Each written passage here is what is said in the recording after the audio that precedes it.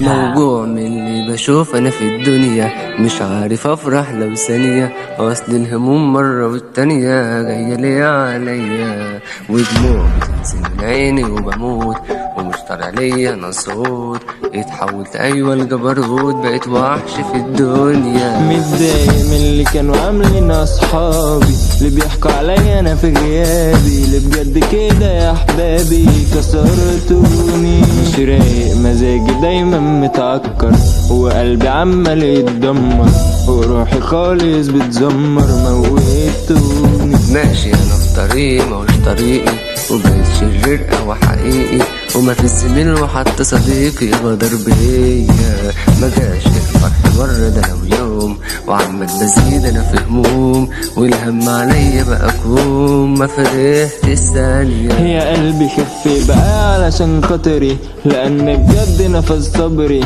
صحابي دي بتعصبني هبعد عنهم، واللي بجد ما بقاش فيا انا خالص احساس، كرهت نفسي وكرهت الناس، انا عايش عمال بداس، ايوه بداس منها. تعبان وافكاري بقت مجنونة، حياتي كلها ملعونة، وافراحي دي مسجونة، وبقيت بتهان، وامان مفيش خالص في الدنيا امان، لان بتاع زمن السلفان، والحزن راكبني ومش فرحان، تعبت بجد. لاخويا يكون هو دنيا خصمي، هو اللي مش عارف اني بحب للخير من صغري، بحبه يا ناس. محبنيش طب ليه، ما انا كنت بحبه، كنت بحب اكون جنبه، بس خلاص اسود قلبه بقى اناني خلاص. حبتيني حبيت ايدي كانت كدبة، كنت في ايدي كان لعبة، كان قلبي ما يريد غيرها، بس فجأة اتخان،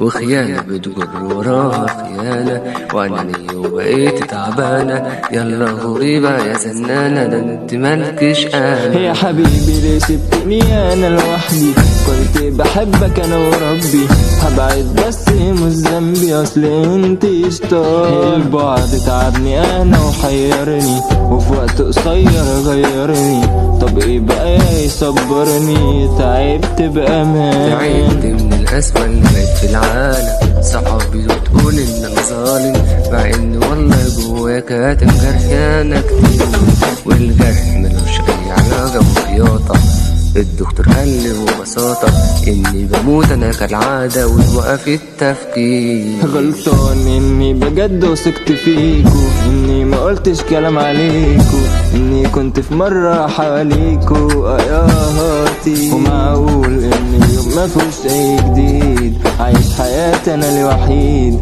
زعلان بجد أنا مش سعيد منكو يا اخوات.